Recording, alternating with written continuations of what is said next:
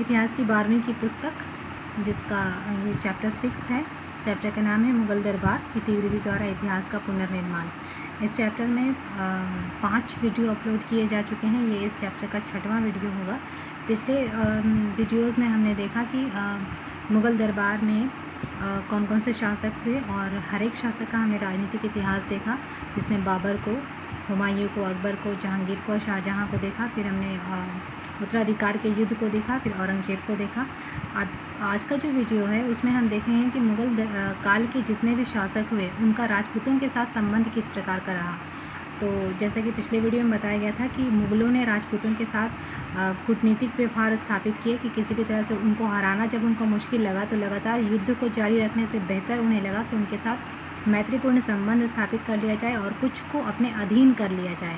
तो हम यहाँ पे इस वीडियो में ये देखेंगे कि हर एक मुगल शासक का राजपूतों के साथ संबंध किस प्रकार रहा है। जैसे कि अकबर के बारे में पता है कि उसने वैवाहिक संबंधों द्वारा राजपूतों के साथ संबंध स्थापित किया। तो हम देखेंगे कि आज की वीडियो में बाबर और राजपूतों के क्या संबंध थे और कैसे संबंध थे। तो हम स्टार्ट करेंगे। लिखता है कि मुगल वंश के संस्थापक बाबर का राजपूत शासक राणा सांगा से संघर्ष हुआ था। सर्वोच्चता के प्रदर्शन की महत्वाकांक्षा एवं एक दूसरे के प्रति अविश्वास। मतलब बाबर के समय में राजपूतों के साथ संबंध उतने अच्छे नहीं रहे, इनका हमेशा युद्ध होता रहा। और बाबर ने जिस राजपूत शासक के साथ संघर्ष किया उसका नाम था राणा सांगा। इन दोनों के बीच का संघर्ष का कारण क्या था? सर्वोच्चता के प्रदर्शन की महत्वाकांक्षा। मतलब बाबर और राणा सांगा में दोनों में इस बात की होड़ थी कि दोनों में बेस्ट कौन है, दोनों में सर्वोच्च कौन है। और इसी बात को लेकर दोनों अपने आप को बेहतर दिखाने के चक्कर में दोनों में युद्ध होता रहा। और दोनों में युद्ध का दूसरा कारण यह था कि दोनों में ही एक दूसरे के प्रति अविश्वास था। मतलब ना तो बाबर राजपूत शासक राणा सांगा पर विश्वास करता था और ना ही राणा सांगा मुगल बादशाह बाबर पर विश्वास करता था। मतलब बाबर और राजपूतों के बीच के संबंध उतने अच्छे नहीं रहे। कारण क्या रहा? कारण रहा अपने आप को बेस्ट दिखाना और दोनों के बीच में अविश्वास का होना। दोनों को एक दूसरे का प्रबल विरोधी बना दिया था। पानीपत की विजय से बाबर दिल्ली और आगरा का स्वामी तो बन गया था, लेकिन वह भारत का स्वामी नहीं बन पाया था। मतलब जब बाबर जब भारत में आया तो उसे सबसे पहले पानीपत का युद्ध करना पड़ा था, जिसके बाद उसने अफगान शासन को हमेशा के लिए भारत में ख़त्म कर दिया था और मुग़ल वंश की स्थापना उसने कर दी थी। मतलब मुग़ल वंश की नींव डाल दी थी। लेकिन दोनों के बीच में संबंध, वो ऐसा करके वो सिर्फ दिल्ली का और आगरा का स्वामी बना था, पर वो अभी भारत का स्वामी बनना चाहता था। और अपनी इसी महत्वाकांक्षा को पूरा करने के लिए उसे राजस्थान के शक्तिशाली राजा जो थे राणा सांगा, उसकी शक्ति को नष्ट करना उसे सबसे ज़्यादा आवश्यक लगा, जिसके लिए उसने राजा पर विश्वासघात का आरोप लगाया। उसने अपनी आत्मकथा में भी इस बात का जिक्र किया है। वो कहता है कि जब हम लोग काबुल में थे तो राणा सांगा के दूत ने उपस्थित होकर अपनी निष्ठा प्रदर्शित की थी और यह निश्चय हुआ था कि सम्मानित बादशाह उस ओर से दिल्ली के समीप पहुंच जाए तो राणा इस ओर से आक्रमण कर देगा। मैंने इब्राहिम को पराजित भी कर दिया, दिल्ली आगरा का अधिकार भी जमा लिया, किंतु इस काफिले के किसी और हिलने के चिन्ह भी दृष्टिगत नहीं हुए।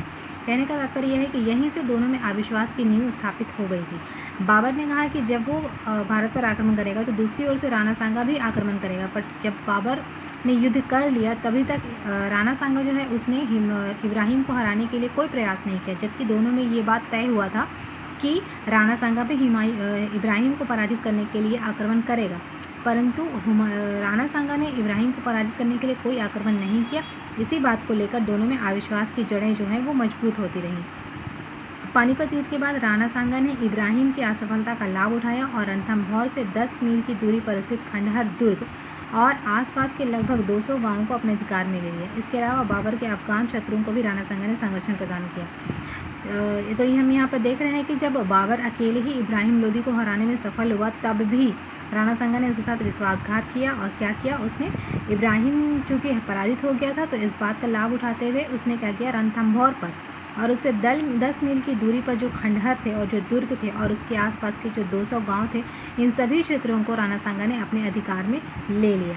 इसके अलावा और जितने भी बाबर के अफगान शत्रु बच गए थे उन सभी को राणा सांगा ने संरक्षण देना शुरू कर दिया। तो ये बात बाबर को अच्छी नहीं लगी और बाबर ने यहाँ से राणा सांगा के प्रति दोनों के संबंध खराब होने लगे और दोनों में एक दूसरे के प्रति अविश्वास की भावना बढ़ने लगी।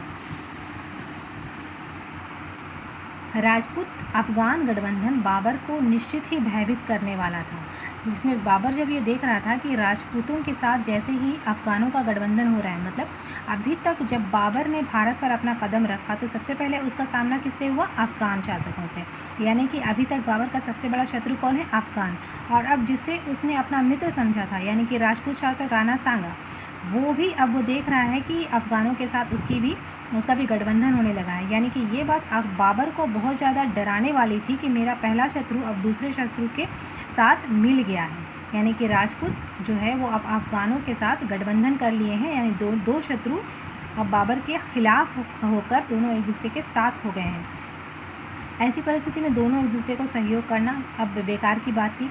इसी के परिणाम स्वरूप दोनों के बीच 1527 ईस्वी में खनवा का युद्ध हुआ था, जिसमें राजपूत पराजित हुए, यानी कि राणा सांगा पराजित हुआ। उसके बाद बाबर ने 1529 ईस्वी में चंदेरी पर का युद्ध किया था, जिससे कि राजपूत सहयोग का प्रश्न ही नहीं उठता।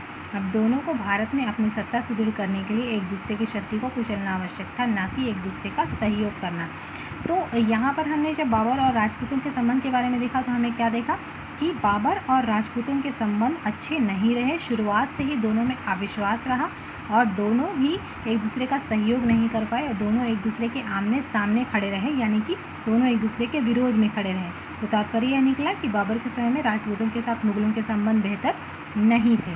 अब हम आते हैं आगे हुमायूं पर। हम यहाँ देखेंगे कि बाबर के और हुमायूं के और राजपूतों के बीच संबंध कैसे थे। तो बाबर का उत्तराधिकारी उसका बड़ा पुत्र हुमायूं बना, जो कि अस्थिर बुद्धि और संकीर्ण विचारों का शासक था। हुमायूं के जीवन में भी एक दो अवसर ऐसे आए जिनसे मुगल राजपूतों की मैत्री और सहयोग प्राप्त कर सकते थे। 1534 ईस्वी में पहला अवसर तब आया जब गुजरात के बहादुर शाह ने चित्तौड़ का घेरा डाला, जिससे राजपूतों की स्थिति दिन प्रतिदिन खराब होने लगी। ऐसी स्थिति में राणा की मां कर्णवती ने हुमायूं को अपना भाई मानते हुए एक दूत के द्वारा राखी भेजी और अनुरोध किया कि गुजराती संकट में फंसी अपनी बहन की रक्षा करे। परंतु हुमायूं ने अपने धर्मांध अमीरों की सलाह मानकर अपने स्वधर्मी बहादुर शाह के विरुद्ध राजपूतों को सहयोग देना उचित नहीं समझा। अतः राजपूतों की मैत्री एवं सहयोगों को प्राप्त करने का एक अच्छा अवसर हुमायूं ने खो दिया। मतलब क्या है कि हुमायूं के समय में राजपूतों के साथ संबंध बेहतर हो सकते थे, उसे ये अवसर मिला था, पर हुमायूं इसका फ़ायदा नहीं उठा सका। कारण क्या है? एक तो उसमें दूरदर्शिता की कमी थी, दूसरा वो अपने अमीरों के प्रभाव में आ गया। तो वो मौका क्या था? 1534 ईस्वी में जब राजपूत ने चित्तौड़ के शासक यानी कि राजपूतों ने गुजरात के बहादुर शाह पर आक्रमण किया, तब वहाँ की जो रानी थी कर्णवती ने हुमायूं को अपना भाई बनाया और उसने उससे सहायता मांगी। उस समय अगर हुमायूं ने कर्णवती की सहायता कर दी होती तो मुगलों के और राजपूतों के संबंध बेहतर बन सकते थे, पर हुमायूं ऐसा नहीं कर पाया। वो अपने अमीरों की सलाह में आ गया, अमीरों की बात उसने मानी और ये मौका उसने हाथ से गंवा दिया। यहाँ से उन दोनों के यानी कि मुगलों और राजपूतों के संबंध खराब होने लगे हुमायूं के शासनकाल में। एक और अवसर उसको मिला जब शेरशाह के हाथों पराजित होकर 1542 ईस्वी में आरंभ में हुमायूं भक्कर, जो कि सिंध में है, ठहरा हुआ था।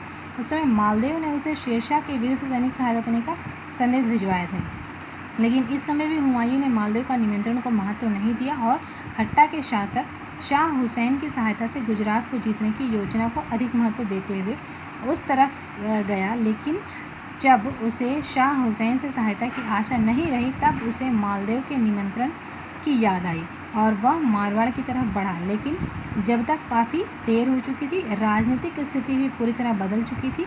अब मालदेव भी उसकी सहायता कर अपने राज्य को खतरे में नहीं डालना चाहता था। यदि हुमायूं निमंत्रण पाते ही मारवाड़ की तरफ बढ़ा होता तो वह राजपूतों की सहायता से अपना खोया हुआ राज्य वापस पा सकता था, जिससे कि साथ ही राजपूत और मुगलों के बीच आपसी सहयोग भी बढ़ना शुरू हो जाता।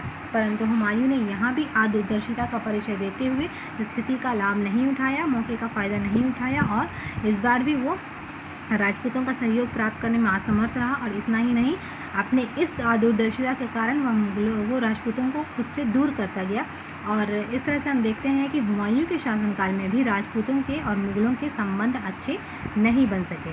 तो इस वीडियो में हमने देखा कि बाबर और राजपूतों के संबंध कैसे थे और फिर हुमायूं और राजपूत के संबंध कैसे थे। तो हमने देखा कि हुमायूं के साथ और बाबर के साथ, दोनों ही के साथ राजपूतों के संबंध अच्छे नहीं थे। तो इस वीडियो में हम लोग इतना ही रखते हैं। नेक्स्ट वीडियो में हम देखेंगे कि अकबर और राजपूतों के संबंध कैसे थे। ठीक है, थैंक यू।